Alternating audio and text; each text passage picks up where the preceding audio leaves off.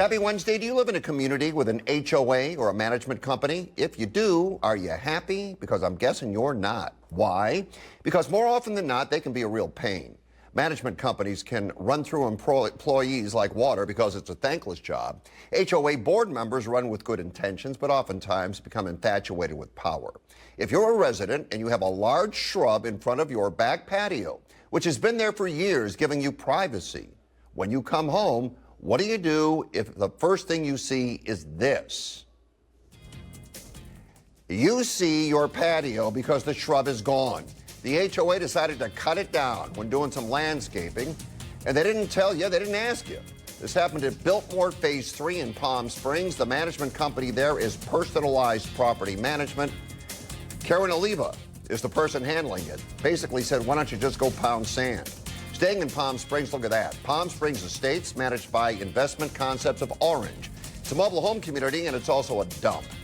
The wash is a fire hazard, pools aren't maintained, poor lighting, faded signs. It is truly embarrassment. And the management company won't do a thing.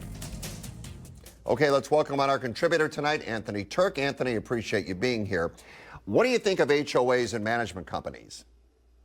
You know, in general, I have to be careful what I say because I've never participated in the homeowners association as a member, and I know that people really do work hard, and so I have to give them credit for that. But yes, I understand what you're saying because a lot of the times people do get a little power hungry here and there, and they don't have a lot of other things going on in their lives.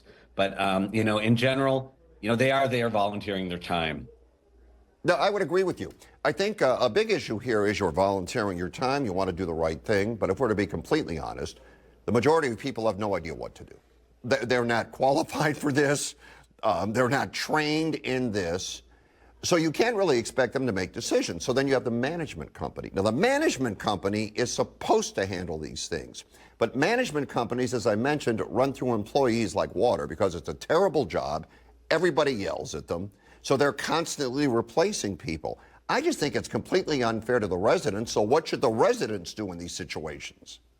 I think, also for management companies, a lot of times management companies have so many properties in not even just, in one city, they're across a lot of cities. So they're kind of stretched a little too thin.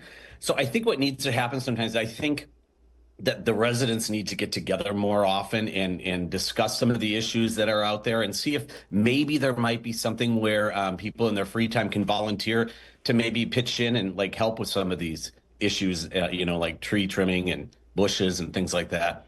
Here's what I would do.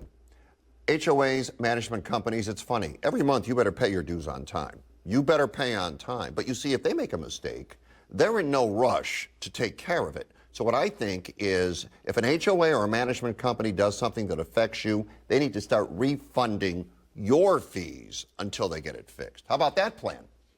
I'm not going to disagree with you with that. I think so too. Yeah, I mean, we pay a lot of money. We expect, certain standards, and we expect, our grass to be, mowed, and our trees to be trimmed, and things to be working, bulbs to be in the lights around the properties. And so I think, yeah, if they're lacking in some of those areas, we need to document it, and people need to sign a petition, and people should be refunded some of their HOA dues. Absolutely. All right. So a few things we hear about all the time here: traffic and dangerous intersections. So here's a special doubleheader. Traffic around Palm Desert Middle School and Lincoln Elementary School in Palm Desert. The two schools have been there for about 60 years and designed to service the neighborhood surrounding them. When Palm Desert became a charter middle school, traffic became a nightmare with at times a 20-minute wait in either direction. And don't forget, people are trying to drop off their kids, and it's dangerous. Rob Carrion joins the show.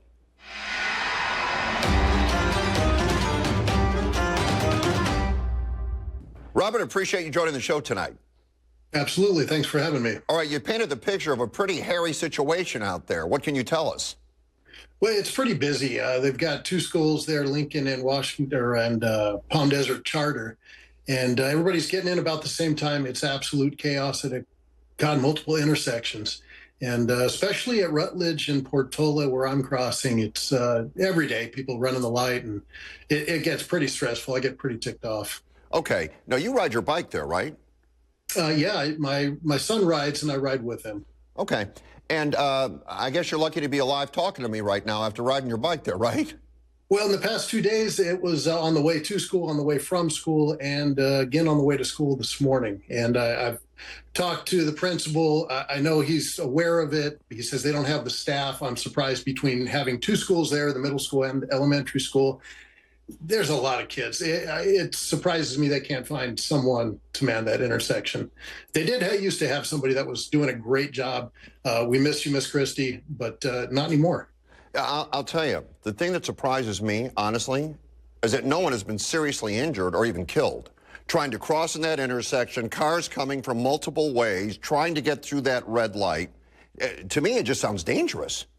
Well, day after day. And, I sort of did some quick math. And, if it's happening every 2 weeks, chances of it happening to me in the next number of years that my kids are going to school or hitting one of them, it's almost guaranteed. So something's got to be done.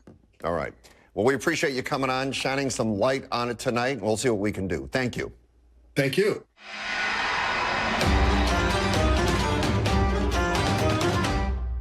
Okay, Anthony, school says there's not enough staff to be out there, but isn't safety the #1 priority? Absolutely. And from seeing that video, there's a lot of traffic there and it's moving fast. You know what they need to do, Fred? They need to have big signs on the street that says the hours that this is very congested. It needs to stay slow down. I mean, big signs. And there's no reason why they couldn't do that. That's #1. And so people know to slow down. They should be going like 5 miles per hour just in that zone during those hours. Then also they need more crossing guards out there. And you know what? Really, truthfully, safety is the most important thing. Invest some money in some safety guards. Yeah, and here's the problem. They had crossing guards out there. But, as budget cuts happen and we have to reduce costs, I see you roll your eyes. You're right. That's exactly what they took out. Yeah, until somebody does get hurt or somebody gets killed, then it's going to be, egg on everybody's face. It's going to be a real tragedy. Invest in the money now. You don't cut when it comes to the safety of students and of the community at large. So people rush to beat the light all the time. We've all seen it. Every intersection you try to zip through at the end. Maybe the sheriff should have a deputy out there till things settle down. Absolutely. People respond to their pocketbooks. Start doing some, giving out some tickets where people have to pay tickets. That'll slow people down really fast. All right. Appreciate it tonight. Nice job.